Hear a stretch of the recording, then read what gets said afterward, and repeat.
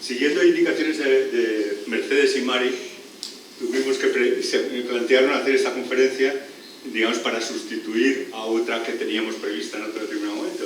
Y me plantearon la posibilidad, o me planteó Mercedes, lo que creía que hablase sobre ritos de iniciación y sobre el trabajo que había estado haciendo este último año en la universidad del tema de la identidad de los dogones y compañía, pero no les he hecho ni caso. Entonces decidí, más que nada porque me parecía, digamos, por un lado, lo tengo demasiado cercano y probablemente me cueste resumir, y por otro me parecía mejor pues, hablar de una cosa más general, menos específica, menos concreta y quizá menos compleja, y bueno, y acercarnos a una de las cosas que es la razón por la que me acabé metiendo en temas africanos, que es todo el tema del arte africano y en más concreto del uso y la función de las máscaras. Entonces por eso decidí hablar de algo muy general y que es este tema de las máscaras. Y elegí la zona de África Occidental por varias razones. La primera razón es porque hay varias etnias que tienen una tradición de máscaras muy fuerte. Luego porque es curiosamente homogénea, y sobre el tema de la homogeneidad y de por qué se produce esa homogeneidad me extenderé probablemente más de lo que era oportuno en esta charla, pero es que es un tema que me interesa. Y en tercer lugar, porque nos puede dar bastante idea sobre qué función y para qué sirven y para qué se utilizan las máscaras en las tradiciones occidentales. Volveremos un poco sobre esta elección de lugar, pero como explicación inicial de por qué me he decidido a este tema. En una hora y pico, hora y cuarto, hora y media que tenemos, y con la capacidad de enrolle que yo tengo, es evidente que no cubriremos ni con mucho todo, y no es mi objetivo. Mi objetivo es que tengáis digamos, una imagen de cómo funcionan y para qué se utilizan las máscaras en esta zona, que veáis algunas de sus funciones, no todas, porque es prácticamente imposible, y a la medida de lo posible a ver si tenemos oportunidad de poder comentar cosas al final. La realidad es que muchos de los que estáis aquí de la Sociedad de Antropología lo conocéis casi mejor que yo. El tema de las máscaras es un tema de un nivel de universalidad sorprendente. Existen en prácticamente todos los sitios y no se trata solamente de las culturas primitivas.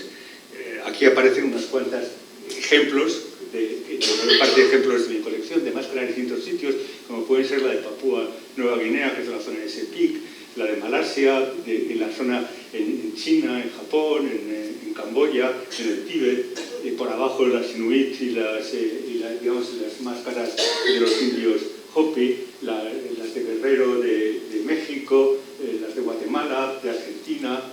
Esta es el famoso diablo de Puno, el de abajo. Este es el que casi me meten en la cárcel al venirme con él en el avión. Pero no solamente es un tema de culturas, digamos, más o menos tradicionales, porque tenemos máscaras en Europa y en España. Arriba están desde las venecianas normales hasta austriacas, rumanas, húngaras. Aquí abajo es la zona española, donde hay unos cuantos ejemplos, como una que a mí me hace mucha gracia, que es la de Orense, que es esta, digamos, la del pollo.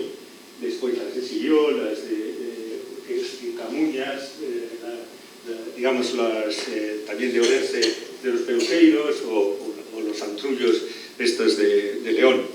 Son muchas máscaras. Lo que pasa es que, y no solamente de ahora, las máscaras tenemos noticia de que existen en muchas culturas. No sabemos exactamente desde cuándo, pero por ejemplo este dibujo aparece en Tassili, en Argelia, en las pinturas rupestres, correspondiente a la época de las cabezas rapadas, que está datada entre 9500 y 7500. Y hay ejemplos más, digamos, incluso anteriores en cuevas europeas o en cuevas de Sudáfrica.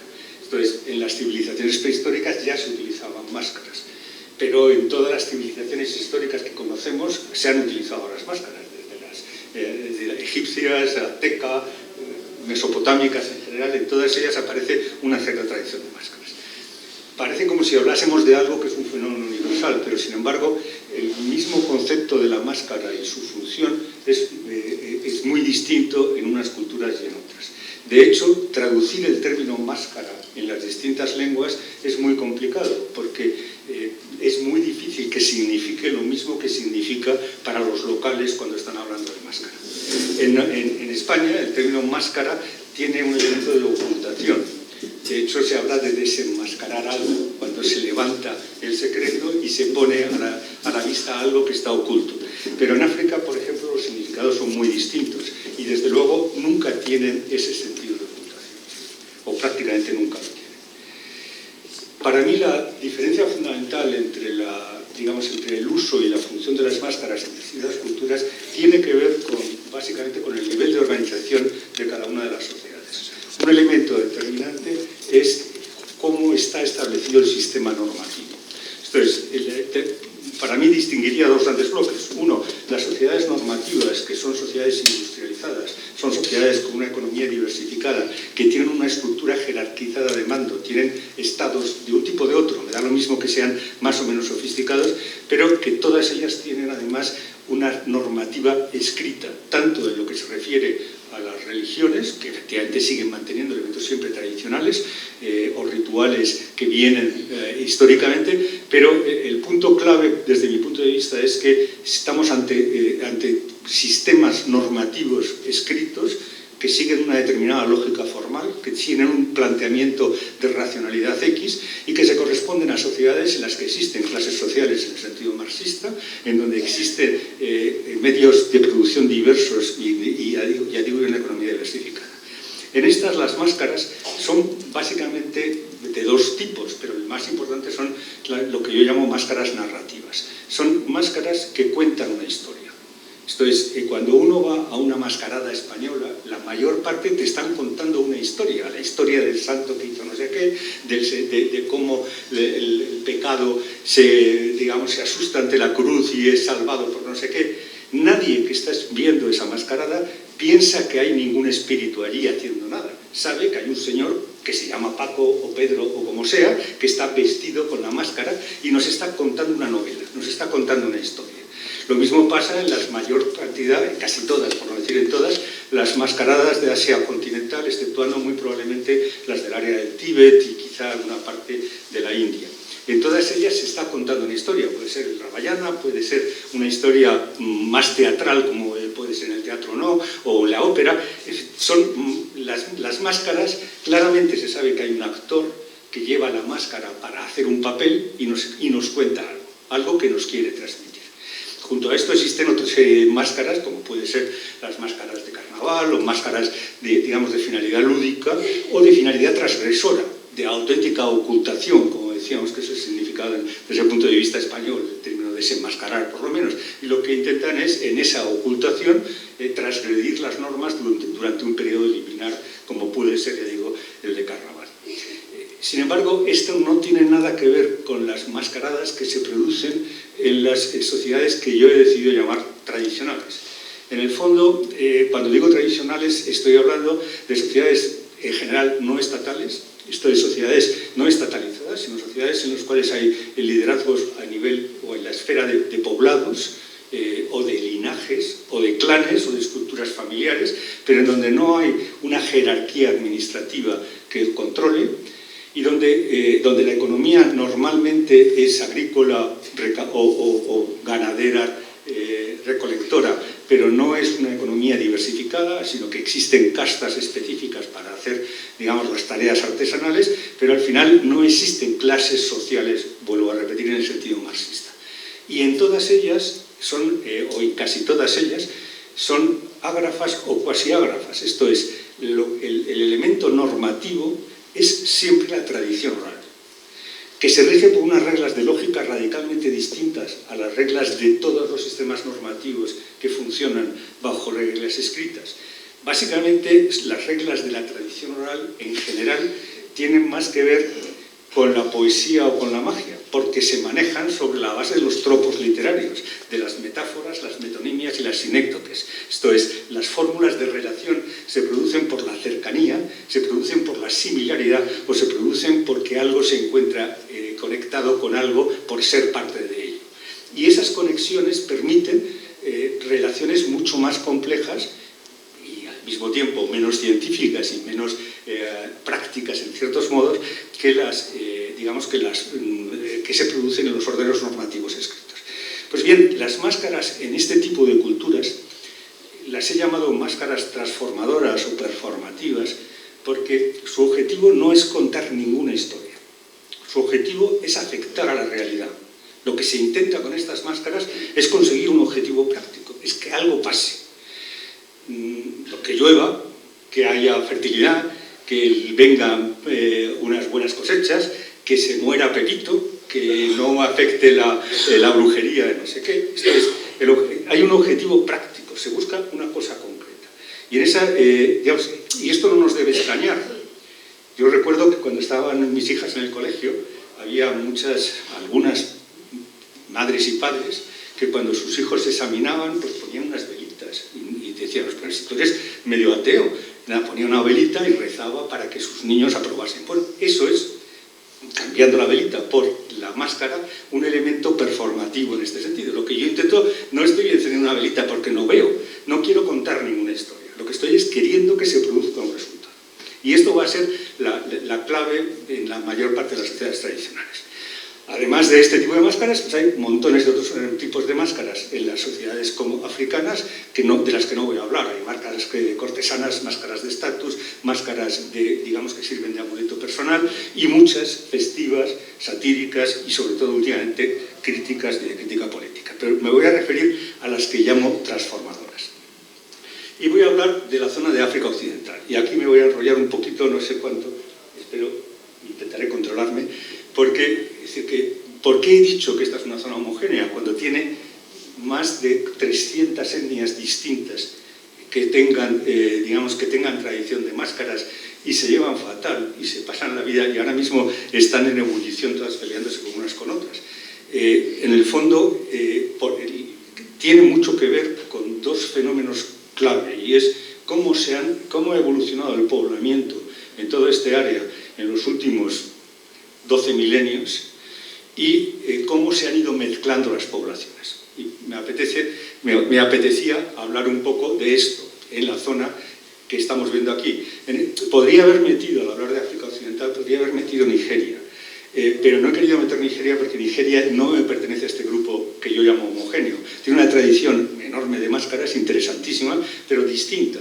Y al mismo tiempo ha evolucionado con unos criterios distintos y he preferido limitarme a aquellas que más o menos tienen unas características relativamente comunes. Digamos, los movimientos poblacionales se derivan de dos tipos de cosas, básicamente en este área y probablemente en todo el mundo. Al menos en todo el mundo, llamémosle primitivo. Uno es del clima, y esto va a estar muy de moda, es hablar del cambio climático, y otro es las guerras y los estados. El clima de la zona que hemos comentado, que es una zona debajo del Sáhara y digamos que parte es el Sahel y parte ya es más ecuatorial, es un clima que se caracteriza por ser muy seco, por tener una zona desértica bastante importante y por tener dos temporadas, una temporada húmeda y una temporada seca. La diferenciación entre la temporada húmeda y seca se produce como consecuencia del movimiento de lo que se denomina la zona de intercambio intertropical. ¿Qué significa esto? La Tierra funciona como una dinamo en último extremo. El Ecuador está caliente, los polos están fríos. ¿Y esto qué implica? Pues que el aire sube en el Ecuador y forma un conjunto doble de viento, de movimientos de viento frío en la parte superior y después que baja y vuelve a juntarse nuevamente alrededor del Ecuador. El sitio en donde se juntan esos vientos es la zona de intercambio intertropical. Esta zona, en los vientos que se juntan allí son los alisios, que en el caso del hemisferio norte, pues tenemos un alisio norte que siempre va hacia el oeste y un alisio sur que también va siempre hacia el oeste. Entonces, el alisio norte de la zona nuestra es un alisio que da un viento seco. ¿Por qué? Porque pasa por toda Europa. Esto es, pasa básicamente por una zona continental, descarga la poca humedad que tenga y coge cierta otra humedad al pasar el Mediterráneo, que es comparativamente corto, y entra ya digamos, en lo que es África. Entonces, el viento tradicional que provoca el alisio del sur es el Harmattan, que es el viento más cálido, más seco y que produce, la sequedad y el que ha producido en el fondo el Sáhara, que se autoalimenta porque lo hace aún más seco. Sin embargo, el alisio del sur viene por el Golfo de Guinea. Pasa la mayor parte de su trayecto por encima del mar y coge humedad. Es un viento también bastante cálido, pero es un viento básicamente húmedo, que es el que hace que haya una temporada húmeda. Las temporadas van cambiando según cambia la zona de intercambio intertropical, que depende básicamente de lo frío que esté en los polos. Cuando el Sol está en el hemisferio, más cerca del hemisferio norte, el polo norte está menos frío y por lo tanto el intercambio es menor. En ese momento la zona de intercambio intertropical sube hacia el norte y cuando está en el hemisferio sur baja hacia el sur. Y eso hace que se produzcan estas dos temporadas en función del viento dominante cada una. Pues bien, la zona de intercambio intertropical, si miráis en el de abajo, hoy está pues aproximadamente en la parte que nos interesa al paralelo 16-17. Sin embargo, hace 10.000 años, estaba bastante más arriba. ¿Eso qué significa? Que lo que es la superficie amarilla, que es el desierto del Sáhara, entonces era enormemente pequeña, era mucho más reducida que ahora. Y que lo que es el Sahel, que es la zona esta moradita, que es una zona en donde es relativamente seca, pero que hay vida y capacidad agrícola, era mucho más amplia, y luego la última parte, en donde ya empieza a haber una estepa más llena de árboles y con más capacidad de agua, era mucho más grande. El lago Chad, perdonad que me acerque, el lago Chad es este pequeñito de aquí. En su momento, hace 10.000 años, el Megachad tenía 400.000 kilómetros cuadrados. Esto era algo mayor que el 80% de España. Tenía una superficie bastante grande. Y toda esa zona estaba llena de lagos y llena de corrientes de agua, lo que provocó la migración de las especies, herbívoras en general, y detrás de ellas los humanos. Esto hace que hace 8.000 años antes de Cristo hubo un movimiento de población muy fuerte desde la zona de Etiopía hacia el oeste. Esto se mantuvo durante lo que se denomina el periodo húmedo africano, que es hasta aproximadamente el 5.000 a.C. Hace 7.000 años empezó a moverse hacia abajo la zona de intercambio intertropical como consecuencia de los cambios, del cambio climático global que se produjo en la época, y empezó a desecarse, a desertizarse lo que es el Sáhara actual. Este proceso tomó 3.500 años con idas y con vueltas, esto es con momentos de más humedad y de menos humedad. La consecuencia de este proceso fue la migración general de las culturas del Sáhara, culturas que han dejado muchas riquezas, sobre todo en fórmulas, en cuevas y en abrigos. En la zona del Sáhara hay una gran cantidad de restos pictóricos sumamente interesantes, pero que en la zona en este momento prácticamente están abandonados. Entonces, la desertización hizo que parte de la gente subiera hacia el mar, no porque el mar fuera mucho más húmedo, sino porque siempre la temperatura en el mar es más, el tipo de flora es distinto, es la flora mediterránea y es más suave. Y parte se fueron de nuevo hacia Etiopía y sobre todo a los sitios donde había agua, que es básicamente al Valle del Nilo. Y en la parte que nos interesa ahora hubo dos grandes bloques de migraciones. Una migración que se produce hacia lo que es la zona del sur de Mauritania y el norte de Mali, que es la que está en rojo, y otra que se produce desde lo que es el Megachad, que ya se estaba desecando, y que va hacia Nigeria y va a formar las tribus proto-bantúes. ¿Vale? Esta es básicamente una primera etapa. Nos encontramos aproximadamente hacia el año 3.000, 4.000 antes de Cristo, hablando de las que están en la zona de Mauritania y Mali, y estamos hablando del 1500 antes de Cristo y algo más después en la otra zona. Pues bien, si seguimos un poco con esta idea, no, me he ido hacia atrás. Entonces, en la zona de Mauritania y de Mali se formaron ya en los años, hacia 4.000, 3.000 a.C., una serie de culturas con un lenguaje, y veréis que me voy a referir mucho al lenguaje, que era, digamos, que se considera que debía ser el protomandé, el lenguaje que después dará las cerca de 100 y pico distintas lenguas mandé que van a ser especialmente importantes en la charla de hoy. Entonces, la cultura de Techit es una cultura muy interesante porque desarrolló la agricultura, sobre todo la agricultura del mijo por sí misma, esto es, era un mijo autóctono, desarrolló una ganadería y desarrolló unas primeras estructuras sociales bastante, digamos, de carácter urbano, lo cual pues, tiene una gran importancia porque desde ahí se van a ir extendiendo la agricultura, una agricultura de subsistencia hacia todo el resto del sur, Mauritania, Mali, etc. Los que llegaron a la zona de la curva del Níger, el Níger aquí hace una curva grande y hay una zona en donde se producen fuertes inundaciones, que es el delta del Níger, también crearon una cultura bastante fuerte que va alrededor del cultivo del arroz. Esto fue la situación prácticamente hasta el siglo VIII. Cuando se produce la invasión del norte de África por parte del Islam, de los árabes, esta produjo varios resultados. El primero es expulsar a los bereberes de la costa, que se convirtieron, digamos, en los dueños al final del Sáhara y en el medio plazo acabarán dando origen a ciertas etnias y a ciertas guerras con posterioridad en la parte más hacia el sur. Pero la principal consecuencia es que en el Magreb se instaura una cultura muy sofisticada, con una estructura de Estado fuerte y con unas necesidades económicas también fuertes. Y eso potencia las líneas de comercio que existían anteriormente, pero eran muy débiles. Y esto va a tener una importancia esencial en todas las poblaciones del área saheliana. Digamos, lo que hacen estas caravanas es básicamente traer oro de la zona básicamente de Mali y Guinea, traer marfil de más abajo y a cambio de eso dar sus productos, que básicamente acaban siendo productos de uso de lujo o armas fundamentalmente. El elemento esencial que provoca la importancia de este comercio es que a lo largo de esa ruta se van a cambiar las estructuras sociales de la gente que vivía allí.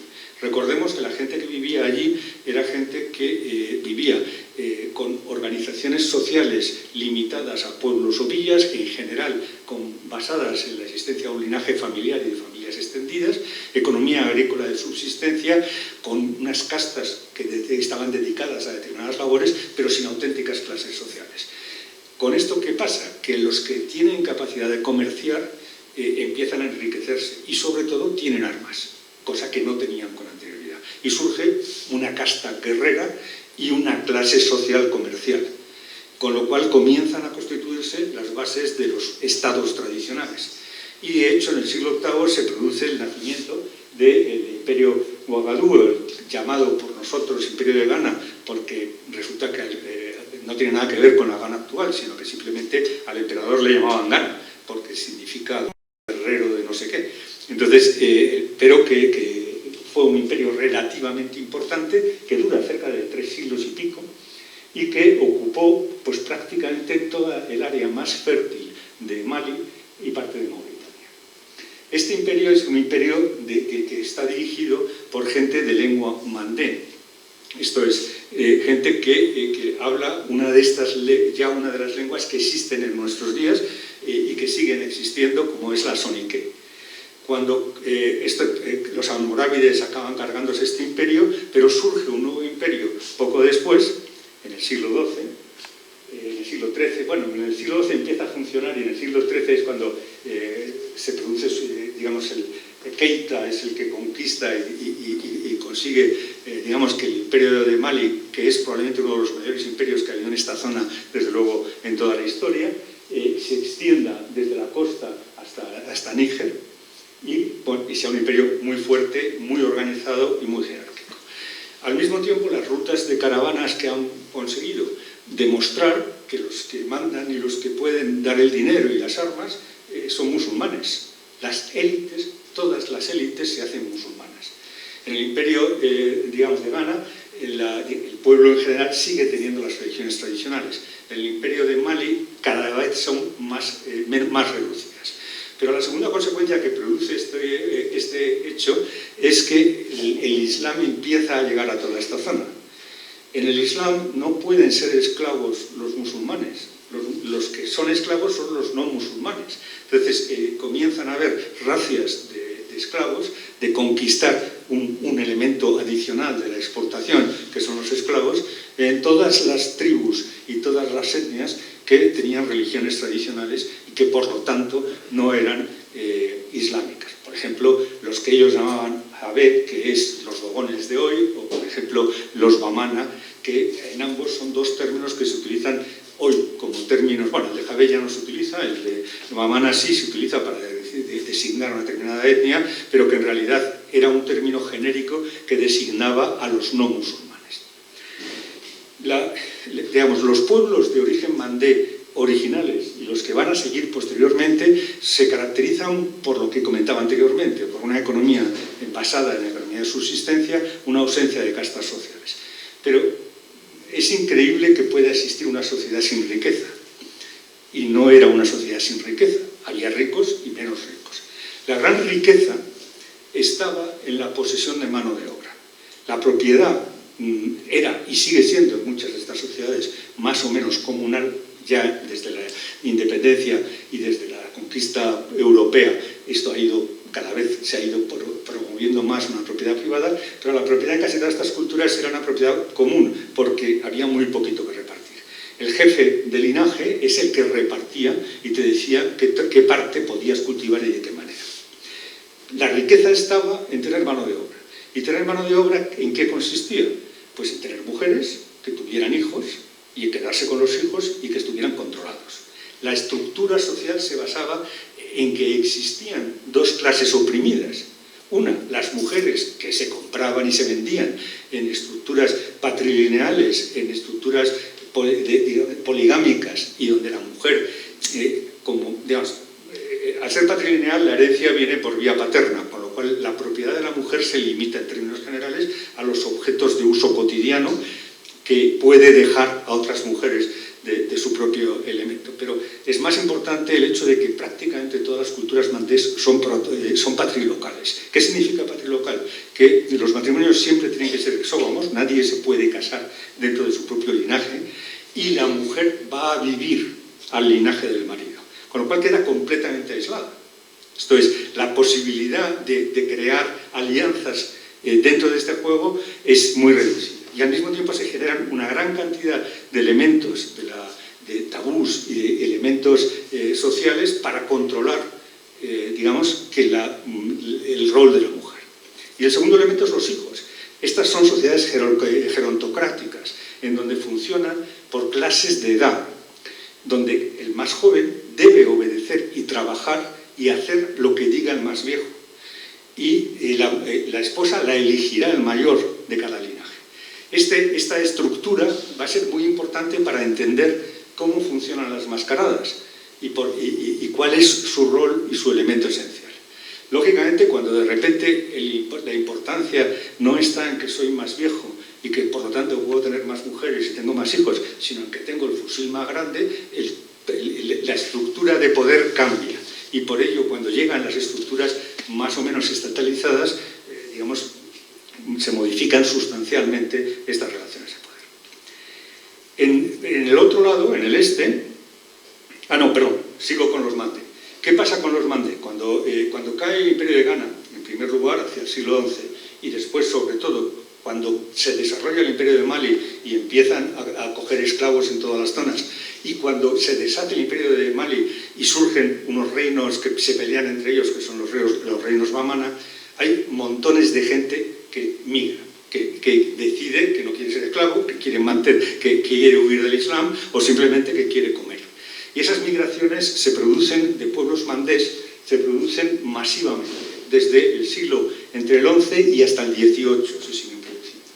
Hay dos ramas de migración, una que va directamente hacia el sur y que va a formar pueblos mandé que están en Costa de Marfil o en Liberia, que después llegan hasta Sierra Leona, donde no siguen los mandé tenían una estructura militar y unas técnicas militares más sofisticadas y por eso no, digamos, ganaban siempre todas las batallas, hasta que se enfrentaron en Guinea a los Susu, que también era un pueblo mandé, porque venían de la otra línea de migración que fue hacia lo que es Senegal y a Guinea-Bissau, que va a ser la siguiente. Y luego hay una rama de migración que va hacia Burkina Faso. Ahora veremos qué es lo que significa Burkina Faso en este tema y desde el punto de vista de máscaras y compañía, y que hay una parte real, que son los Marca, que son los Bobo, que son bloques o grupos que se van directamente a Burkina Faso, y una parte que entra más dentro de la mitología dogona, que es que una serie de elementos mandé teóricamente dogones entraron en Burkina Faso y luego salieron, por lo que a continuación comentaron, y tuvieron que volver a Mali, a Bandiagara. En lo que es el este, os recordar, y para eso están las flechas verdes, que hay otras migraciones que provienen más de la zona del Mega Chad, esto es, de la zona central de África, y que tienen unas tradiciones lingüísticas distintas. Bien, estas se van a fincar fundamentalmente alrededor del río Volta, mientras que las otras, su origen es alrededor del río Níger. Entonces, alrededor del río Volta tenemos un conjunto de lenguas que unos llaman voltaicas, pero que son todas lenguas gur, que tienen unas tradiciones culturales distintas, pero que en el fondo son muy similares, porque las estructuras económicas son las mismas. La densidad de población en Burkina Faso era mínima en ese momento y sigue siendo mínima, y vivían con estructuras basadas también en líneas jerarquizadas de linaje y con los dos elementos de categorías sociales: el control de las mujeres, la poligamia, la tradición patrilocal y el control por edades. Hay montones de frases por ejemplo, hay una dogona que a mí me encanta y es el anciano sentado ve más que un joven de pie. Y que indica con claridad lo que es, bueno, tiene que ver también con las toguná, con la casa, digamos, con el sitio donde se sientan para hablar, pero básicamente lo que viene a decir es: tú, jovencito, cállate, que tienes que estar subordinado a los mayores de edad. Hay otra línea también en este mismo sentido, más abajo, que es distinta y que no nos va a interesar tanto, porque viene de las, digamos, tradiciones nigerianas estatalizadas y más militares, en donde, bueno, vamos a encontrar las antiguas guerreras de Dahomey posteriormente, pero sobre todo, digamos, los Akan es la cultura más fuerte hacia el siglo XII-XIII, que es una cultura que no tiene máscaras y que es una cultura muy guerrera. Pues bien, aquí también se van a producir elementos migratorios importantes. El más importante, que es el que está marcado en estas flechas amarillas, viene del surgimiento de un grupo que son los Mosi, del norte de Ghana, que manejan la caballería y que con esta caballería invaden lo que es Burkina Faso y, digamos, conquistan de una manera pintoresca la práctica totalidad de las tribus Gur. Ellos también su lengua también es una lengua Gur. Esto nuevamente es lo que teóricamente provoca que parte de la migración mandé vuelva de nuevo hacia arriba, hacia la zona de Bandiagara. Hay otras fuerzas también de menor importancia que se producen a lo largo de la costa como consecuencia de la expansión del reino Akan, que va empujando a gentes y que va a su vez moviendo poblaciones, como pueden ser los Baulé, que se acaban estableciendo en la Costa de Marfil.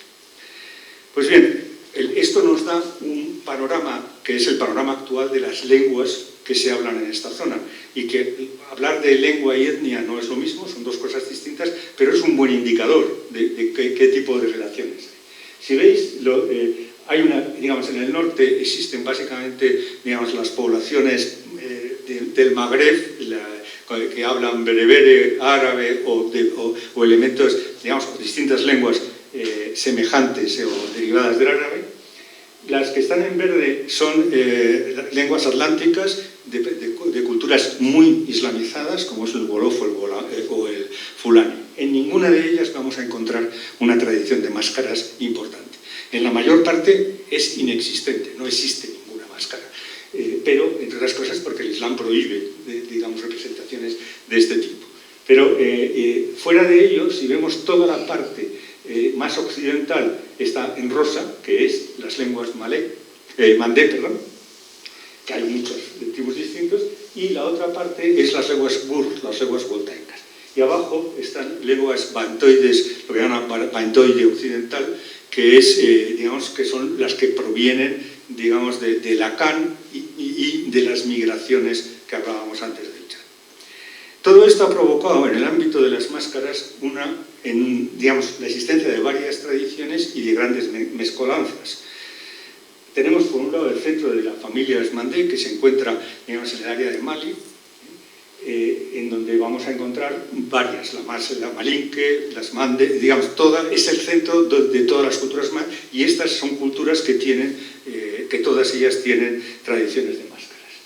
Estos migraron hacia el sur, como he comentado anteriormente, huyendo en gran parte de la islamización y formaron otra serie de pueblos, de los cuales estos no son más que un ejemplo, que están a lo largo de toda la serie, como son el Yauré, el Guro, el Dan o el Mende, que son todos ellos pueblos de lenguas mandé y que tienen tradiciones de máscaras que son diferenciadas, pero no obstante parten de una cultura común. En el camino se encontraron con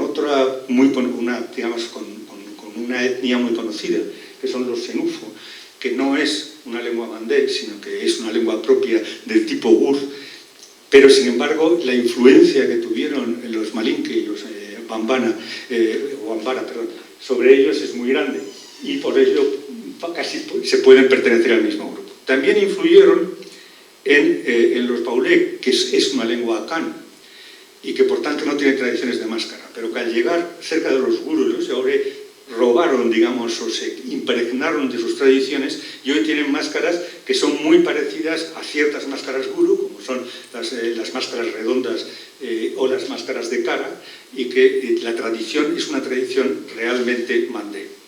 Hay, sin embargo, un núcleo que es distinto, que es autóctono, y que al revés, en vez de verse influido por las estructuras mandé y por las tradiciones mandé, influyó en las tradiciones Dan, que es básicamente pues, un grupo de difícil definición que está alrededor, que le llaman Kran, Kru, y que probablemente la etnia más significativa desde el punto de vista de máscaras es la etnia Hue, que tiene cerca de 5.000 máscaras distintas y que tiene una tradición de máscaras muy sofisticada.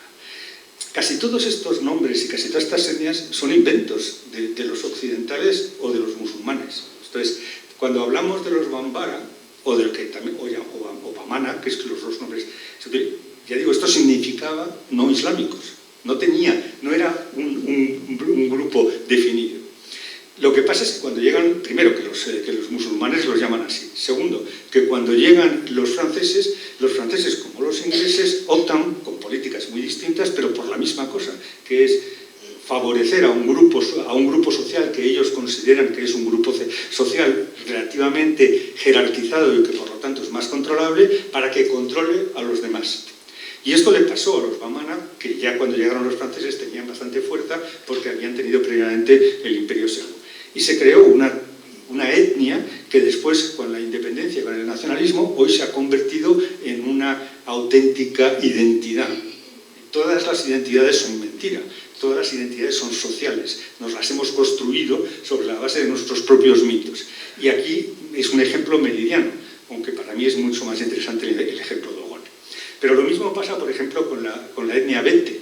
La etnia Bete es inexistente, y yo creo que todos los etnólogos lo saben. El nombre Bete viene de un error cometido por un francés que cuando se encontraron a uno de esta etnia Bete, alguien le dijo, le preguntó quién era, y dice, es Huete, que es Hue, o los B de la otra, de los que está con WE, y Te significa, son los B.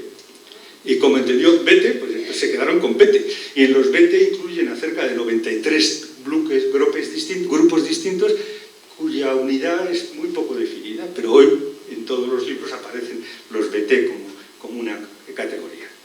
Por el otro lado, vamos a ver si... Sí, por el otro lado, ahí me he pasado dos, pero voy a quitarlo. Por el otro lado tenemos las lenguas Gur. Las lenguas Gur, mosi son relativamente homogéneas en su tradición de máscaras. Y tenemos, digamos, el centro básico de la tradición de máscaras son los Gurunsi, nuevamente un pueblo inexistente. En este caso, el término Gurunsi es como denominaron los mosi cuando conquistaban a los conquistados. Es un término despectivo que significa comedores de corteza de árbol, que odian los Gurunsi, y cada uno mantiene su propio nombre, que son los Numa, los Nunuma, los Lela, los Winyama, etc. Pero bueno, nuevamente, desde el punto de vista de lo que es el arte, se ha mantenido la idea de los Gurunsi, que influyeron en otros muchos pueblos cercanos, como son los Boa, como son, Kuruma es independiente, o como son los propios. Por otro lado, hay un último bloque, para mí importante, que son dos pueblos periféricos, en donde mi opinión es que sus tradiciones, todos tienen una identidad fortísima y se consideran como pueblos identitarios muy claros, con unos mitos de origen muy importante. En el caso de los dogones, en la parte digamos, del centro de Mali, en Bandiagara, está claro que es falsa, o sea, esto es que la historia que cuentan es una historia que no se corresponde con la arqueología y no se corresponde con los datos, digamos, de la paleontología, de lo que se han encontrado en las cuevas y los análisis morfológicos de los restos, ni con los idiomas. O sea, hablar de una cultura dogona es muy complicado cuando tienen 25 lenguas distintas que no son inteligibles entre sí y más de 100 y pico dialectos, con una población total de 450.000. Pero ¿por qué se ha creado esa fuerte identidad? A mi entender, se creó la fuerte identidad porque era una zona de fricción entre los distintos imperios, los mosi por debajo en la captura de esclavos, digamos, los pueblos, digamos, del Magreb que llegan hasta Tombuctú y Gao y presionan por el norte, y previamente el imperio de Mali y el imperio de Ghana. Bandiagara tiene una cosa importantísima, y es que tiene agua, tiene cuevas y es muy fácil de defender. Entonces, está bastante claro que es un sitio en donde se fue refugiando gente desde el siglo XI hasta por lo menos el siglo XVII. Y ese refugio de gente generó una posibilidad de defensa y de subsistir pese a todos los ataques externos, que ha ido generando una cultura propia. Y tiene una cultura de máscaras que es muy mandé, pero sin embargo tiene unas mezclas y unas capacidades, digamos, una creatividad que no se encuentra en ningún otro pueblo mandé. Algo parecido pasa con los Baga en Guinea, y yo creo que por la misma razón, al menos es lo que plantean la mayor parte de los etnólogos. En este caso no se trata de un acantilado de 250 metros de altura con cuevas, sino que se trata de una zona de marisma, de manglares, pantanosa, en donde la gente cuando entra se queda en el barro y por todos los lados los Baga eran capaces de atacarlos. Y no se conoce a nadie que los conquistara en ningún momento. Y nuevamente parece que es una zona de refugio de gentes subidas, tanto de la expansión mandé por un lado, como de la expansión fulani islámica que se produjo con posterioridad y que acabaría con todas las etnias que había así por haber en Guinea posteriormente, ya en el siglo XX. Pues estas dos zonas han creado una tradición de máscaras muy curiosa y muy distinta, que en gran parte derivada de esta situación. Como conclusión de este batiburrillo que he metido inicialmente, lo que intento decir es que existe una cierta homogeneidad, hay toda una parte intermedia que está influida por las tradiciones mandé, otra parte que está influida por las tradiciones voltaicas, hay una parte más o menos común, que es, digamos, los senufo, luego existen los dos núcleos aislados que comentábamos anteriormente. Pero que están muy relacionados con ellos y que han intercambiado, digamos, todo tipo de tradiciones religiosas y artísticas. Al mismo tiempo, lo que hemos visto es que todo esto ha sido un horno en ebullición. Se han producido movimientos en todos los sentidos, de arriba a abajo, de la derecha a izquierda, de izquierda a derecha, y esto es lo que ha generado esa cierta homogeneidad. Desde mi punto de vista, la homogeneidad se manifiesta en que todas las máscaras representan un mismo tipo de cosas, y volveré sobre ello. Las funciones que cumplen en las distintas culturas son muy parecidas, y volveremos sobre ellos, y la forma en que se cumplen estas funciones es también muy parecida. ¿En dónde divergen? Divergen solamente en la estructura social sobre la que se aplican y, por lo tanto, en la estructura de control de las máscaras. Veremos que hay la tradición mandé y la tradición voltaica es bastante distinta. En gran parte por la existencia o no de sociedades secretas y por la importancia que tengan estas sociedades secretas. Y después, sobre todo, divergen en el simbolismo y en la estética, en la forma y en los símbolos que utilizan, que todos ellos tienen significado. Significado que para el mismo símbolo no es común entre las distintas etnias, ni que tiene tampoco la misma estructura entre las distintas tribus. O etnias, me gusta más. Christopher Roy, que falleció hace poco y es probablemente uno de los que más han investigado en la zona de Burkina Faso y que tiene unas páginas web maravillosas que desgraciadamente cuando se murió se quedaron sin ser continuadas en la Universidad de Illinois, decía de Burkina Faso algo que es aplicable absolutamente a todos estos. Dice, se trata de una tierra muy pobre. Es una tierra habitada por dos razas de seres, los espíritus y los humanos. En un entorno físicamente difícil, en donde la gente está constantemente amenazada por enfermedades endémicas, sequías y hambrunas devastadoras, los espíritus protegen al ser humano, les ayudan a tener éxito en la vida, proporcionándoles algo de seguridad en un mundo de por sí. Esta es la clave para entender qué son las máscaras en estas culturas africanas y probablemente en todas las culturas africanas. Los espíritus están en todos los lados, en todas las cosas. Hay espíritus de la naturaleza que habitan cada uno de los espacios que son susceptibles de ser habitados. Y cada ser vivo tiene en sí mismo un tipo, una fuerza, una energía susceptible de ser convertida en un espíritu. Entonces, al final, junto con los seres humanos y las cosas, hay un mundo de espíritus que están haciendo cosas. Y esas cosas que están haciendo pueden ser perjudiciales o pueden ser benéficas. Se pueden utilizar de una manera o se pueden utilizar de otra. Y tienen sus propias reglas de comportamiento. ¿Cómo se utilizan por parte de estos grupos los espíritus? Básicamente a través de sus representaciones. Las imágenes que se utilizan sobre todo por parte de castas especiales, sacerdotales o de adivinos, sanadores, etc. Y que también en capillas, pero que son estáticas. Y las máscaras. Cada máscara representa, y más que representa, encarna a un espíritu. Y siempre siempre existe esa, biyectividad entre máscara y espíritu, con el elemento adicional de que en la máscara el espíritu se mueve, está vivo, danza, se relaciona, actúa. ¿Qué significa en este contexto la máscara, por tanto? En primer lugar, primera idea, cuando hablamos de máscara en África no estamos hablando de la parte superior, la que se pone en la cara o que se pone sobre la cara. La máscara es, sobre todo el enmascarado, es la persona, es el traje, es la careta que lleva, es cada uno de los accesorios que puede llevar, forma parte de la máscara los ayudantes que están alrededor y sin duda forma parte de la máscara su ritmo. Cada máscara suele tener un ritmo propio y particular de danza y los pasos de danza que da. O sea, la máscara es algo más que una simple careta, es una representación completa. Y el punto clave es que en la máscara no hay un señor que esté debajo como tal, simulando ser algo, sino que desde el punto de vista africano está realmente representando a un espíritu.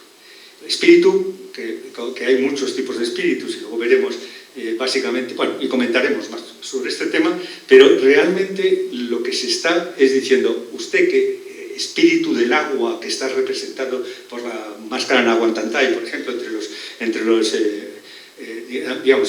ciertas partes del territorio Bur, fundamentalmente los Boa, quiero que haya lluvia, concédeme la lluvia, dame la fertilidad, pero se está hablando directamente hacia ese espíritu. La identidad de la persona que está danzando es irrelevante. Teóricamente es secreta, no se debe conocer. En la práctica, por ejemplo, nos decía Richards en los análisis que hace sobre las mascaradas dogones, que naturalmente que las mujeres que no podían conocer quiénes estaban bailando por tabú, sabían quién estaba bailando, pero naturalmente que no decían su nombre.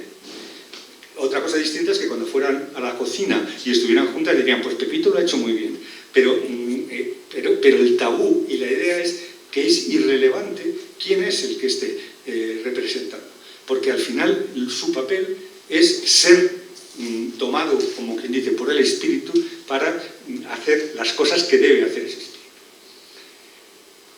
Por eso prácticamente ninguna máscara, salvo las máscaras que se utilizan en las iniciaciones, ninguna máscara habla.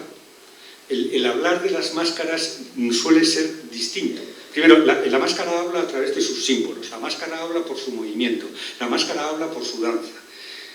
Y a veces emite sonido. La bramadera es un sonido típico, digamos, el sonido del zumbador es un sonido muy típico de tal, los silbidos también, pero el habla es una condición humana y los espíritus no hablan. Se comunican, pero de otras maneras. Y por último, la idea que comentaba anteriormente, cuando uno va a una mascarada o cuando se produce una mascarada es porque quiere algo. Ese algo puede ser, ya digo, que mi hijo está enfermo y quiero que se salve, que mi hijo ha nacido con un signo que demuestra que puede estar encantado y le van a matar o puede morirse, que la cosecha ha sido muy mala y quiero que haya una buena cosecha. Entonces, estoy buscando siempre un objetivo. Funciones. Hay montones y yo voy a trabajar... Bueno, antes me he saltado una idea que sí quería decir. Dentro de este tema de los espíritus. Las culturas tradicionales africanas se basan casi todas ellas en dicotomías, ¿vale? En extremos, o sea, digamos, la idea de la gemelidad, la idea de la existencia de dos partes en cada cosa, es una idea que subyace en absolutamente todas estas culturas y prácticamente en todos sus eventos religiosos. Hay una dualidad que es especialmente importante, que es la dualidad entre el poblado y el bosque, o la naturaleza violenta externa. El poblado, lo civilizado, lo cultivado, es un área de seguridad, en donde puede haber determinado tipo de problemas, pero es el área de lo conocido. El bosque es el área donde viven los espíritus de la naturaleza. Esos espíritus de la naturaleza que representan, digamos, distintas cosas y que pueden existir en distintas situaciones, son a los que nos dirigimos por dos razones. Una, porque son temibles, pueden hacer daño, y segunda, porque pueden ayudar. Y además sirven de intermediario en algunas de las zonas con el Dios supremo. O sea, casi todas las religiones estas reconocen un Dios creador. Pero ese Dios creador es un Dios que a mí me parece simpático porque después de crear el mundo decidió que no le interesaba y se desentendió del mundo. Y por lo tanto, en prácticamente ninguna de estas religiones ese Dios es accesible. Es un Dios al que normalmente no se le reza, no se le pide nada porque no va a comunicar. Hay algunas excepciones. Pero generalmente dejó a un conjunto de espíritus de la naturaleza como intermediarios, y a ellos son los que son responsables de determinadas cosas, como pasa en la Iglesia Católica, donde al final, cuando hay que pedir lluvia, se va a la Virgen no sé qué, o al Santo no sé qué, pues al final, digamos, las tradiciones religiosas de todos estos pueblos definen a quién es responsable de cada cosa. Y es muy importante mantener la idea de la naturaleza como algo difícil de controlar, externo, y que tengo que controlar a través de procedimientos cuasi mágicos. Es importante tenerlo en cuenta para entender después cómo funcionan las mascaradas. La segunda cosa que es importante es la idea del animismo, que ha sido discutida desde el punto de vista de definición religiosa, pero que en el fondo sí que es muy representativa, y es la filosofía de que todas las cosas tienen una fuerza vital. O sea, hay una fuerza vital en los árboles, en la vegetación, en los animales, en los seres humanos. Y esa fuerza vital, que los Vamana, por ejemplo, denominan Niyama, que es una denominación que se ha hecho bastante genérica en casi todos los pueblos mandé, y que se discute si existe o no en los demás pueblos, pero el concepto, lo llamen como lo llamen, ese concepto de fuerza vital existe, y ese concepto lleva a que en determinadas ocasiones esa fuerza vital pueda salir del entorno físico que la limita. Y por eso, cuando digamos, un artesano va a hacer una máscara, lo primero que hace es ofrecer a los espíritus de la naturaleza y digamos, un sacrificio para, digamos, evitar que la fuerza vital que va a salir de ese árbol le pueda dañar. En el caso de los dogones, las máscaras tienen como función canalizar la fuerza vital de los distintos, cuando se produce el fallecimiento de un hombre, de una cosa, perdón, de un animal o de un vegetal.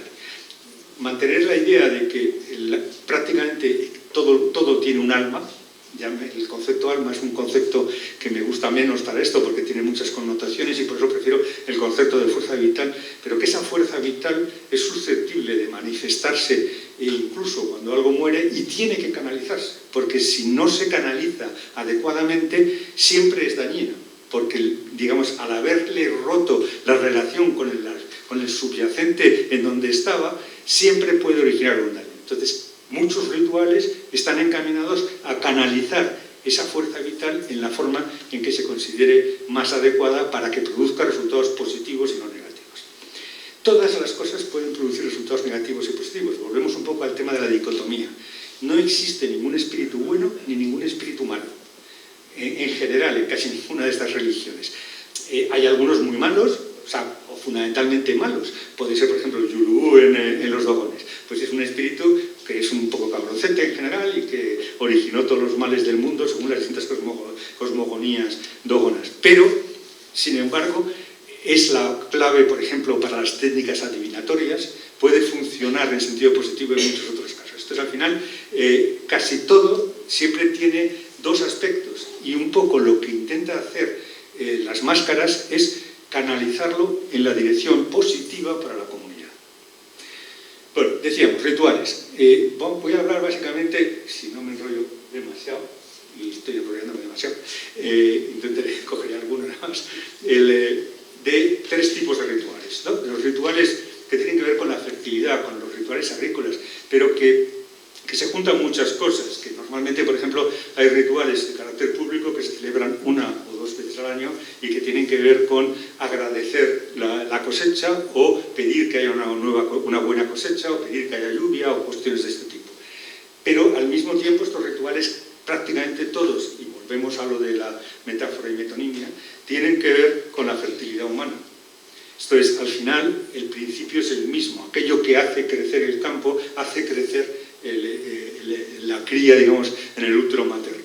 Entonces, al final, todos los rituales de fertilidad tienen que ver con las distintas actividades que se están haciendo y hay rituales privados y hay rituales públicos. Me voy a referir más que nada a los rituales públicos que son, digamos, ligados a los círculos agrícolas. Hay muchos. Voy a hablar, y así de paso vemos un poco las máscaras de los Gurunsi y de la zona Gua. Esta es la zona, digamos, voltaica que decía anteriormente. Hay una parte que es esos que decía comedores de cortezas, que son los Nuna, Lela, Uiniana, que son estos. En esta zona central es donde se encuentran, digamos, las principales tradiciones de máscaras de Burkina Faso. Estas luego se expandieron, cuando llegaron los Mosi, que están en el centro, los Mosi cogieron parte de las tradiciones de todos ellos y utilizaron sus máscaras. Es curioso, y esto también nos pone un poco de manifiesto esa mentalidad. Cuando llegan los Mosi llegan con caballería, son muchísimo más fuertes, y se encuentran con un pueblo, con unos pueblos desestructurados, en donde cada pueblo tiene su pequeño líder y donde la capacidad militar es mínima. Este es, por ejemplo, un pueblo que es el pueblo de Tiebelé, que nos vale no solamente porque sea bonito, que lo es, y veremos que, digamos, luego ahora cuando veamos las máscaras tienen unos símbolos semejantes, sino fijaros en las calles que tienen y fijaros en cómo son las terrazas.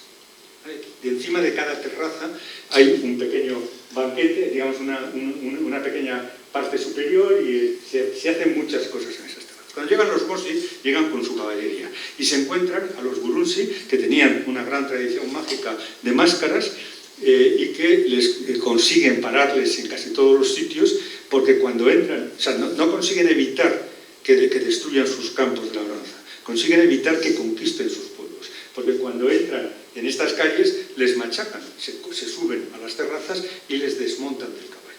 Pero en realidad a los Mosi no les venció la técnica de las terrazas de Gurunsi, sino que les venció la mosca tsetse, que es, todo esto es una zona en donde hay una gran cantidad de mosca tsetse que afectó a los caballos y digamos, se murieron masivamente.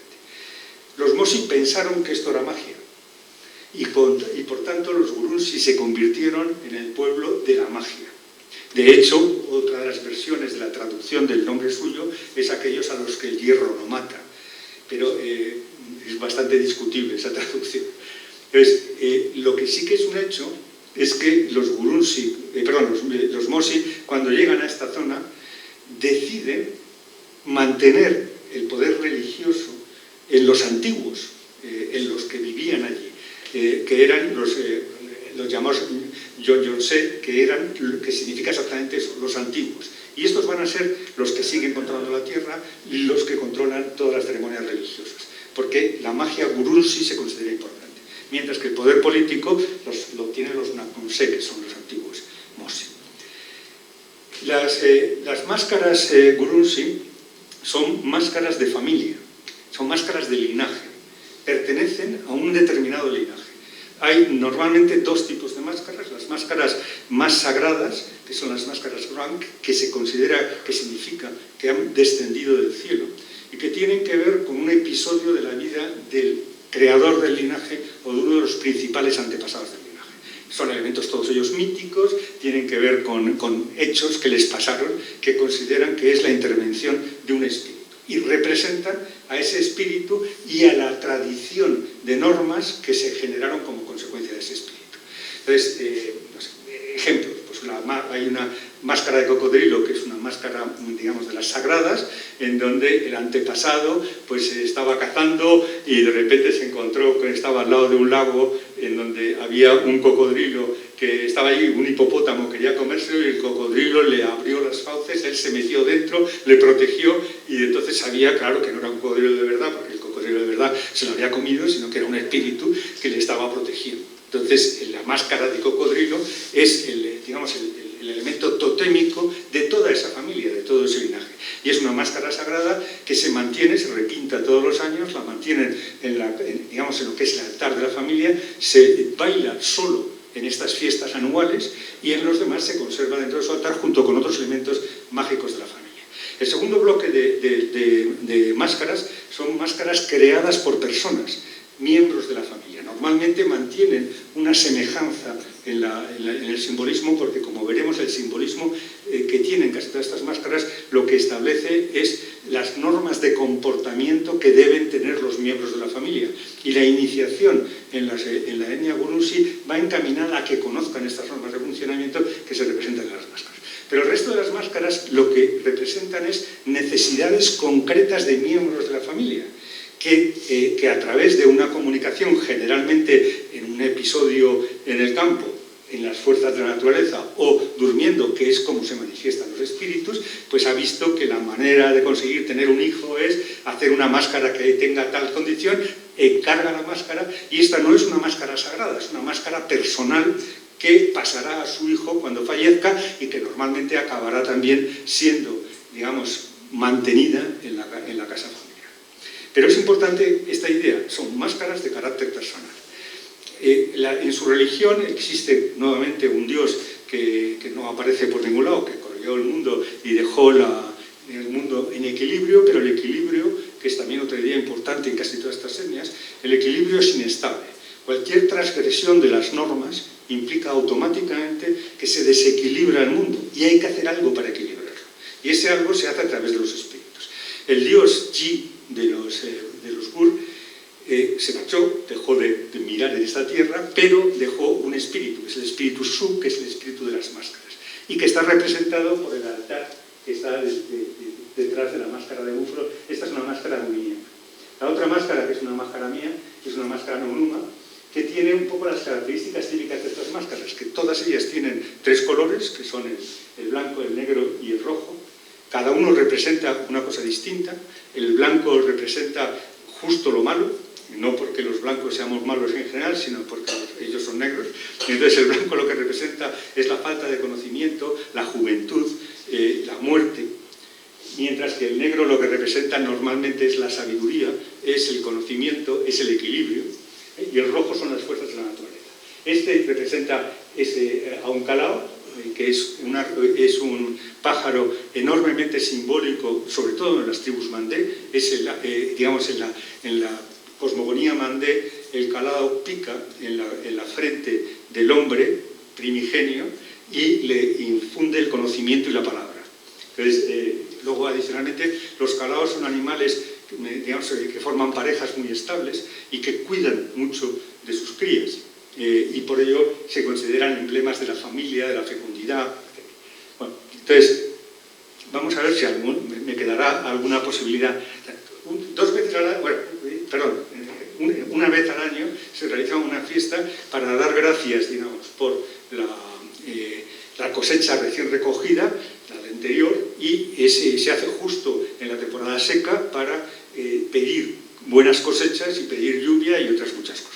Es la única vez en la que salen todas las máscaras de la familia, porque cada linaje que suele vivir en un mismo barrio, en un pueblo, o incluso el pueblo entero pertenece a un solo linaje, celebra su fiesta independientemente.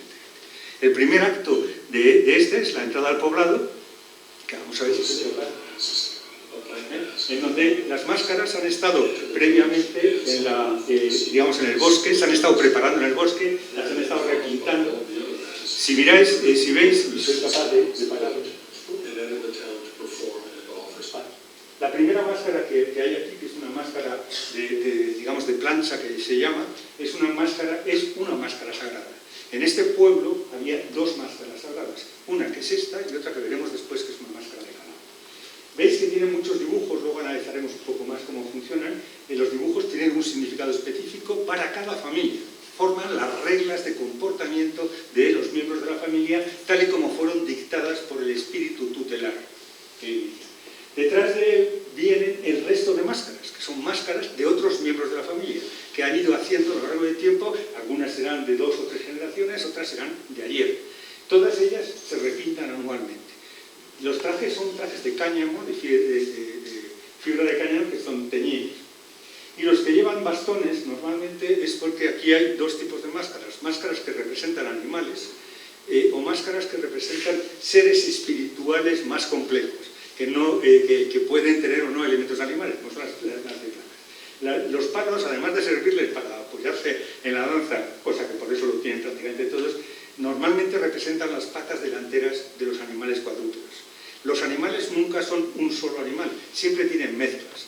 Vimos anteriormente, por ejemplo, en el calao, que tenía elementos que no tienen nada que ver con un pájaro, como son las salamandras que tenía arriba, o como es la cresta que tenía en la parte superior.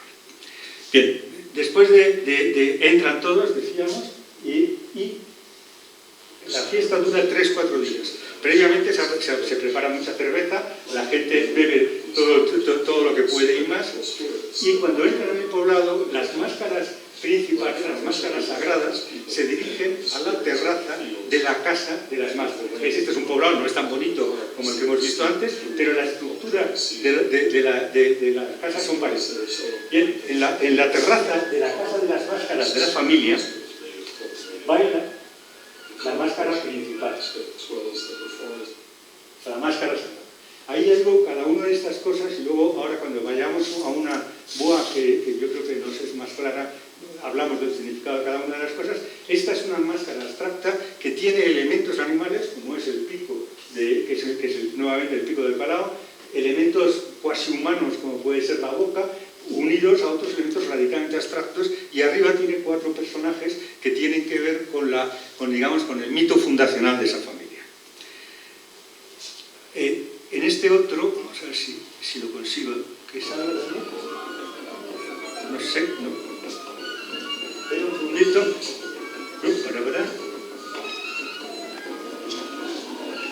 Ahí tenemos... No, este no es el que yo quería poner, pero aquí vemos cómo bailan. Ya posteriormente van a la plaza central. ¿Veis esa de serpiente, que es también de otro mito en ellos? Entonces, bueno, bailan las distintas máscaras. Cada una de las máscaras tiene un sonido, aunque no seamos muy buenos, yo por lo menos, distinguiéndolos, distinto, y los pasos que dan son también distintos. Yo quería poner, no controlo este bicho suficientemente bien.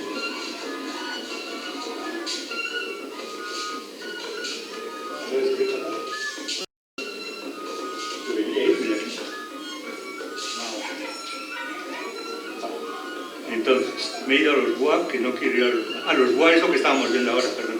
O sea, pues me he ido.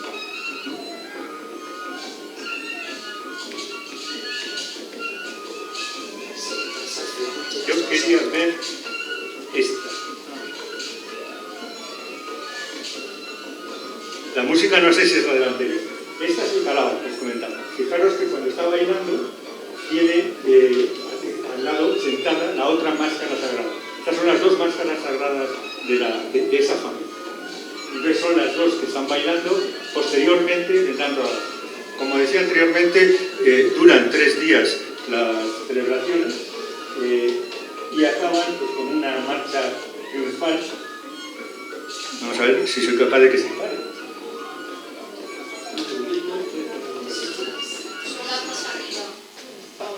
Bien, entonces, por irnos, perdona, si es que soy yo con el ordenador, el que como no lo veo en la pantalla, lo tengo que ver allí. Bueno, entonces, otra tradición semejante es la de los bois. Los bois es un pueblo que también es gur, pero es un pueblo muy pintoresco, es un pueblo, digamos, acomodaticio, que copia las costumbres de los de al lado. Entonces, los bois inicialmente copiaron la tradición de máscara de un pueblo mandé, que es los bou, que tienen 2 tipos de máscaras, pero las principales máscaras están encaminadas también a un espíritu dejado por parte de Dios como elemento de relación con la tierra, que es do, y son máscaras vegetales. Entonces, son todas ellas hechas con hojas, con distintos tipos de cosas, no he traído ninguna foto de ella. Pero los bois sufrieron el ataque, primero islámico de los fulani, que les, machacaron fuertemente, pero cuando llegaron los franceses se apoyaron en los fulani a su vez, con lo cual, a continuación, se desesperaron. Y consideraron que su Dios y su espíritu protector, Duo, no les ayudaba. Y por tanto, compraron a los Gurunsi el derecho a usar sus máscaras.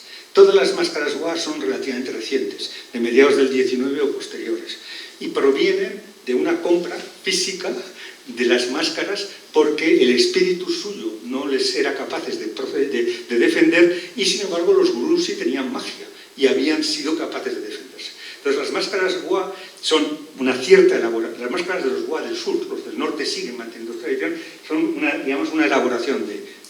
Como veis, por ejemplo, en el ejemplo de esta máscara de aquí, o en las máscaras de la foto esta, cada una tiene estructuras, símbolos distintos, que que significan distintas cosas. Por ejemplo, las líneas en zigzag que veis en la tercera por la izquierda o en la segunda, en varias de ellas, y que veremos también en la Esmosi, estas líneas en zigzag es el camino de los antepasados. Lo que viene a decirle a los jóvenes es: tienes que seguir la tradición. Es un camino complejo, difícil, no es recto, tienes que tener mucho cuidado, y si te pasas y te equivocas de él, dejarás de estar dentro del linaje. Las máscaras en aspa que tenemos en ambas son distintas en cada familia y en el fondo son símbolos identitarios. Los cuadrados que veis allí, el damero, es nuevamente la contraposición viejos, jóvenes, sabiduría, no sabiduría. El origen del negro y el blanco no es la raza personal, son las alfombras en las que se sientan cuando están viendo las mascaradas. Las alfombras de los recién iniciados son pieles de oveja curtida, recién curtida, y son blancas, como lo son obligatoriamente las de las mujeres.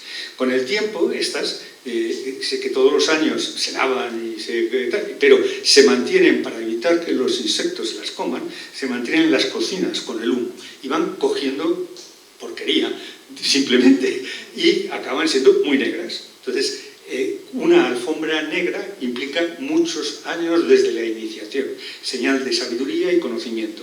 Una alfombra blanca significa juventud, poco conocimiento, poca elaboración. Luego, por ejemplo, la media luna que hay arriba dicen que representa la luna del momento en el que se produce la iniciación de los jóvenes y las jóvenes, que ambas tienen que pasar por un proceso de iniciación. Y bueno, y cada una de ellas tiene los círculos, los especie esos de ojos son los pozos que sirvieron de base para asentarse en ese poblado. Y ya digo, cada uno de ellos cuenta una historia que en esa iniciación, que aquí es una iniciación light, dura 14 días en general, y lo que tiene como función principal es que aprendan a bailar las máscaras y a aprender su simbología. No es una iniciación tan compleja como la que veremos entre los Mandé. Bueno, había cogido otra tradición, digamos que eran para que veáis cómo funciona. La misma función de agradecimiento por cosechas, de culto de fecundidad, las cumplen las tibuaras, que son mamanas, y también senufo, porque los senufos se las cogieron a los mamanas. Como decía, hay una mezcla muy importante. Estas son cimeras que se utilizan con un casco digamos, de mimbre, que se pone sobre la cabeza y luego se coloca el traje encima. Vamos a poner una tiguara sencillita, a ver si sale. ¿Veis? Ahí están, siempre bailan por parejas, representan un antílope y, digamos, la ceremonia anual consiste en que van por todo el campo con un palo, van, digamos, a asegurar. El palo es, teóricamente, el antílope es uno de los animales míticos mamana que le enseñó al hombre la agricultura y le enseñó a sembrar haciendo agujeros con el palo. Por eso va. Y la función de ellos es ir por los campos. Aquí no están por los campos, ya están en el circuito dentro digamos, del poblado. Es ir por los campos para expulsar el niyama, para expulsar las fuerzas vitales negativas de muchas cosas, entre otras, por ejemplo, de la cosecha del año pasado, que ha sido matada para ser comida. Y entonces lo que se trata es de limpiar de cualquier mala influencia al campo. Como voy muy mal de tiempo, pues me salto vídeos. Todos los vídeos los tenéis en YouTube, y hay algunos muy interesantes. Otra tradición distinta, radicalmente distinta, pero igual, en el fondo, son también ritos de fertilidad, que los hay cerrados, esto es, que son para cuando una mujer tiene un problema de infecundidad, que siempre es de la mujer, como todo el mundo sabe, después, o cuando se ha muerto un niño pequeño, o cuando hay elementos que tienen que ver con la fertilidad femenina, se hacen ceremonias con el mismo espíritu general, que es el de Yemba, o es la máscara Nimba, o también anualmente se hacen celebraciones. Esta máscara es una máscara que puede pesar cerca de 50 kilos. La mía es más pequeñita. No se ve, perdón. Vamos a ver si soy capaz de quitar esto. La que está aquí, esta es la máscara vaga. Esta es una máscara que las generales pesan 50-60 kilos y pueden tener metro y pico de altura. Se coloca una especie de cinturón de caña debajo, que se coloca en una estructura sobre los hombros y se baila, digamos, cubierta con trapos. Las hay más grandes, las hay más pequeñas. En esta en concreto sí se puede apoyar la cabeza dentro de la. Pero, por ejemplo, vamos a ver si aquí se ve una baila. Ahí veis una de ellas, la máscara Nimba, que está encima de la cabeza, de los hombros, y este es el rito anual de la fertilidad. Me voy antes de que salga, no sé lo que va a salir, pero no quiero que salga. Igual es porno y no quiero. Bien, entonces, primer bloque. Segundo bloque y voy fatal de tiempo, creo. Joder, que sí voy fatal de tiempo. Bueno, entonces, pues no vamos a llegar al tercer bloque. Bueno, voy un poco más. Son todas las ceremonias de iniciación. En las ceremonias de iniciación hay dos tipos de iniciaciones. Las normales, las más generalizadas, las que existen en prácticamente todo el mundo, son las de pasar a la edad adulta, que significa que el niño, en términos generales, no forma parte de la sociedad, no tiene derecho de voto, entre comillas. De hecho, en estas culturas totalmente patriarcales, los niños, antes de la iniciación, pertenecen a la esfera de las mujeres, viven con las mujeres y se consideran poco más que no seres, hasta que pasan por la iniciación. También la iniciación es lo que les permite pasar a relacionarse con los adultos, a hablar con ellos y poder casarse. En las mujeres pasa lo mismo, la iniciación que tienen que tener Es una iniciación un poco distinta, pero lo que lleva es a la misma conclusión. Se las reconoce como mujeres casaderas. Entonces, los rituales de iniciación, hay dos tipos, ya decía. Uno es este, que es la iniciación a la edad adulta. Otros son las iniciaciones a las sociedades secretas. Todos los grupos Mandé tienen sociedades secretas. Sociedades en las que se evitan que los conocimientos, que son conocimientos teóricamente mágicos, puedan ser conocidos por terceros. Y donde la iniciación es bastante compleja, supone una serie de pasos y teóricamente te da acceso a un conocimiento. En la práctica lo que funcionan es como grupos de presión. Entonces, todos aquellos con los que has hecho la iniciación tienen una función de protección mutua, tienen una relación muy fuerte, y hoy que siguen existiendo sociedades secretas en muchos de estos países, básicamente tienen una función más que nada política. Entre ellas está la sociedad Poro, que es la que como veis está muy extendida. Es una sociedad muy parecida a las sociedades Mandé que veremos con posterioridad. Todos los ritos de iniciación, y esto hay una obra fundamental y que hablaremos de ella porque Mercedes quiere que me dedique a eso, a hablar del ritual de iniciación, tienen tres fases en general, conceptualmente. Una primera fase que es una fase de separación, en donde se trata de que el neófito salga de la situación anterior, muera de esa situación, deje de ser lo que era. Una fase intermedia, que es la fase liminar, que tanto desarrolló Víctor Fournier, en donde se transgreden las normas, donde ya no se está ni en un sitio ni en otro, no eres ni niño ni adulto, y en donde se produce, digamos, la educación para llegar a ser lo que quieres ser. Y una tercera fase, que es el renacimiento o la reincorporación a la sociedad, pero a un nivel distinto. Esto funciona en las sociedades en donde existen estados distintos, ya sea por el tiempo, ya sea por las sociedades secretas o por lo que sea. En el Poro, ya digo, es una sociedad que está muy extendida, que tiene una fuerza política enorme, y en donde los rituales de iniciación son especialmente duros. El primer elemento, que es la salida de la protección de la madre, es secuestro directo, en donde las madres se ven obligadas a dejar a sus hijos, son recogidos por espíritus malignos a más no poder, como que somos los demonios Poro, que su función básicamente es aterrorizar y que físicamente se comen en su gran bocaza al niño, y pasando bastante miedo. Entonces, en esa primera fase, normalmente, la muerte simbólica acaba con, o bien, en el caso de las mujeres, con la ablación, o bien con la circuncisión en el caso de los hombres. Los instrumentos de circuncisión y ablación típicos de la sociedad Poro, pues son, como veis, higiénicos y muy sanos y muy agradables. Entonces, cuando al niño se le ha hecho la circuncisión, a partir de ese momento, durante la época liminar, además de ir desnudo y esperar que se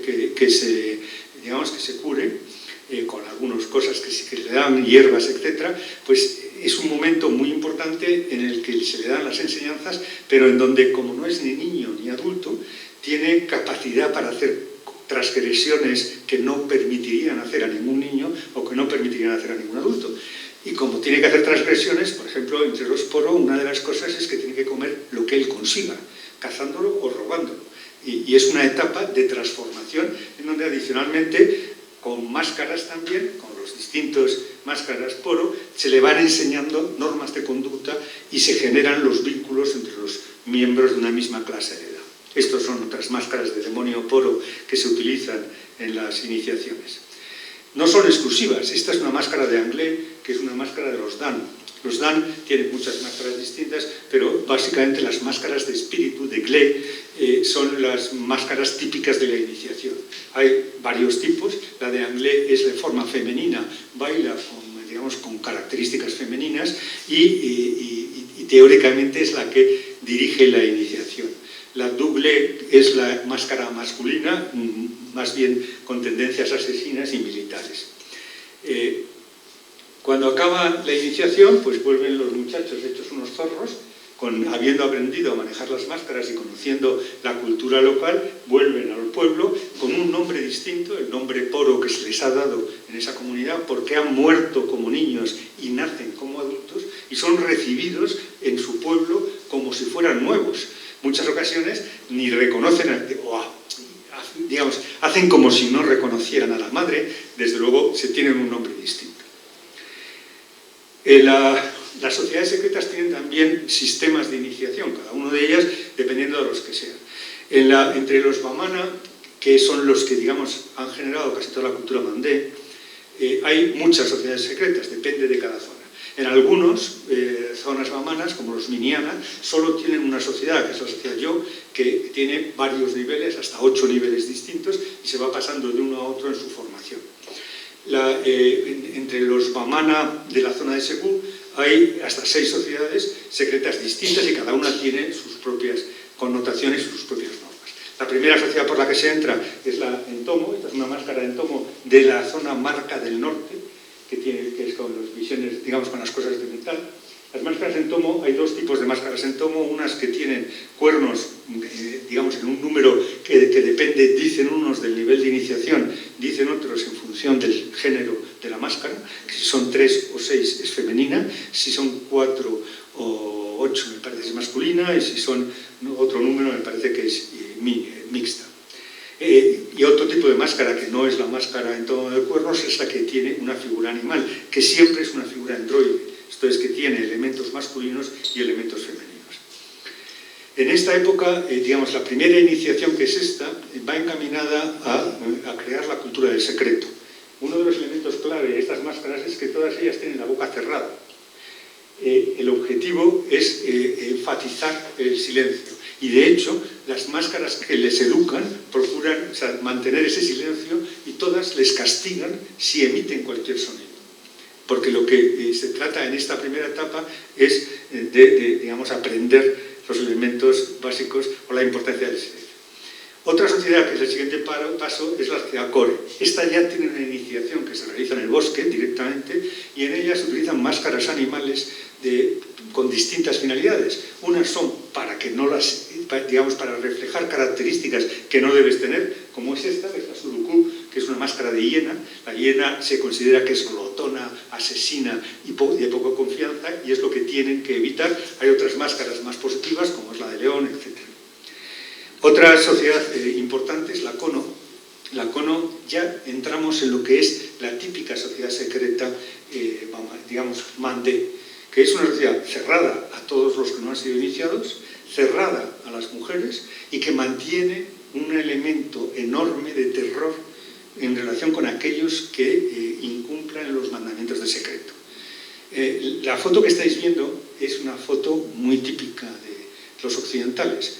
El investigador francés Griol, al que le dieron todas las medallas en Francia, y que está considerado como un padre de la etnología en Francia, y que lo es, era un ladrón tipo Indiana Jones. O sea, digamos, básicamente su función era robar las cosas que podía robar en los distintos sitios. Se llegó a robar, por ejemplo, en Etiopía, todas las pinturas de una iglesia, y se las llevó directamente sacándolas de la pared, y cuando le persiguieron huyó a camello para pasar la frontera. O sea, es decir, que no, digamos, su track record es espectacular. Bueno, en este caso llegó a una capilla Core, que son muy sofisticadas y muy, digamos, estaban completamente abiertas, todo el mundo podía robar lo que fuera, pero nunca se robaba, y entonces pidió permiso al sacerdote Core para poder ver los objetos de poder interiores.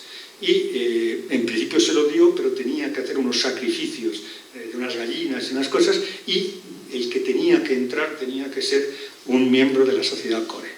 Ningún miembro de la sociedad Core quiso entrar por temor a morir nada más enseñar los objetos. Y ninguno quiso entrar. Amenazaron con llamar a los policías, con meter el ejército, con no sé qué, y ninguno quiso entrar. Entonces, Leiris, que es el que está a la derecha de Griol, que es este, y él entraron por la noche y se llevaron el boli, que es digamos, uno de los objetos de poder más importantes de la cultura vamana, y que está hoy en París, en el Museo de Quai-de-Mailly. Entonces, con gran éxito por parte de Griol. Pues bien, la sociedad como es una sociedad que vigila, digamos, que tiene como función controlar el niyama de la palabra.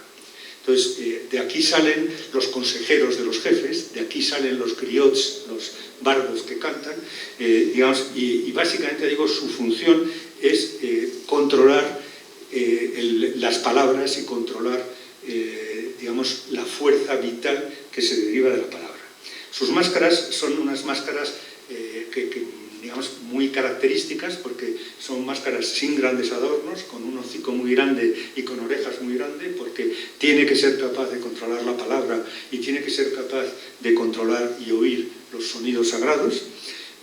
Son máscaras de casco que se colocan encima de la cabeza y que suelen tener, las que son de verdad, una pátina muy fuerte, porque tienen sangre, tienen mijo, o sea, digamos, tienen las ofrendas que han ido poniéndose encima de ellas. La más sagrada y más secreta de las sociedades secretas brahmanas es la sociedad Como. La sociedad Como tiene como finalidad el control del niyama en general, para evitar la brujería, aunque a veces digamos, pasan como la guerra de las galaxias y digamos, el poder oscuro les seduce y acaban convirtiéndose ellos mismos en brujos. Entonces, básicamente su función es la función de combatir la brujería y de impartir justicia. Era enormemente temida, entre otras cosas porque tenía capacidad para juzgar e impartir la pena de muerte antes de que llegasen los franceses, y es una sociedad en donde el proceso de iniciación es muy complejo. Sus máscaras son muy, muy complicadas, son máscaras que tienen mezcla, digamos, que tienen estos grandes dientes, pero mezclas de muchas cosas. Normalmente no se ve la madera porque está la pátina de sangre y de barro es muy fuerte, y además tiene pegados pues, crines de puercoespín, cuernos de todo tipo, pelo, uñas y un montón de otras cosas. Pertenecen al mundo de la oscuridad y se basan en tres principios, que son el principio de... No, me he pasado de funeral. Un segundito. Y se basan en tres principios, que es el conocimiento, el poder que da este propio conocimiento y la importancia del secreto. Bueno, segundo bloque de rituales. Joder, pues oye, ya se acabó el tiempo, no sé si... todos los funerarios, que son bastante complejos y en donde aparecen las máscaras, estos son los renufos, donde tienen dos tipos de funerales. Estas son las máscaras dogonas. Está claro que he calculado muy mal el tiempo, y en donde todos ellos son rituales que tienen que ver, básicamente, que están encaminados a conseguir que cuando alguien fallezca, su espíritu no se quede molestando, sino que vaya al país o al mundo de los antepasados y se convierta en un antepasado. Entonces, básicamente, casi todas estas culturas tienen diversos niveles de funeral. Básicamente hay primero un funeral húmedo, que es con el cuerpo presente y que es poco importante.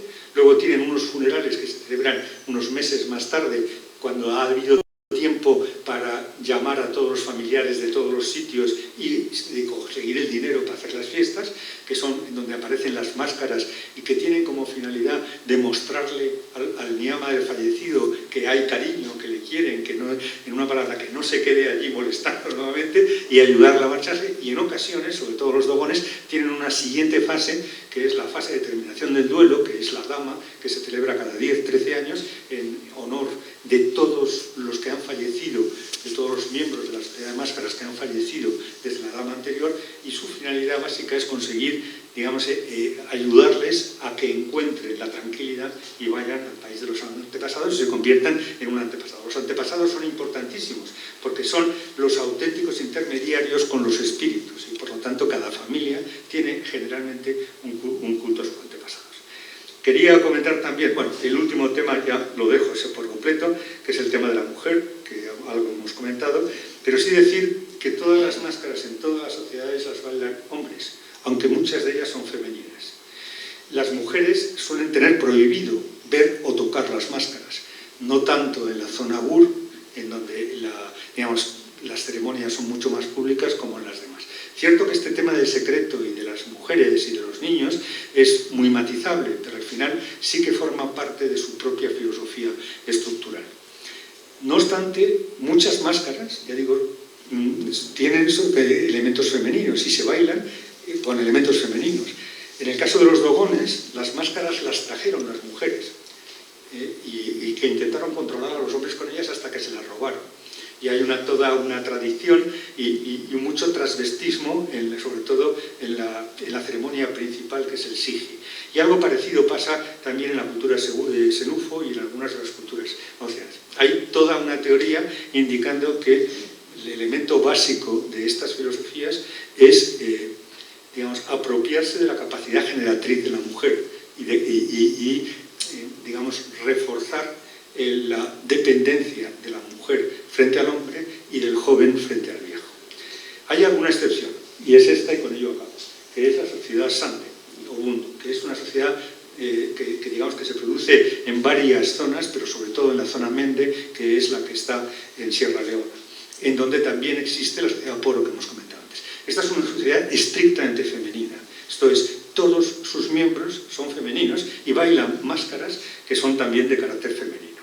Tienen un proceso de iniciación que incluye la ablación, pero el tipo de máscara suya es esta, que esta es una máscara Sande, digamos, de la joven bailarina, que es, digamos, hay varios niveles en la iniciación. El último es el Sowei, que es cuando ya, digamos, pueden dirigir a otras mujeres y tienen distintos tipos de funciones, pero, digamos, mientras que el anterior paso es el Limba, y una de las Limba es esta, que es la máscara de la joven bailarina, que tenía un vídeo para él, pero que no lo vamos a poner.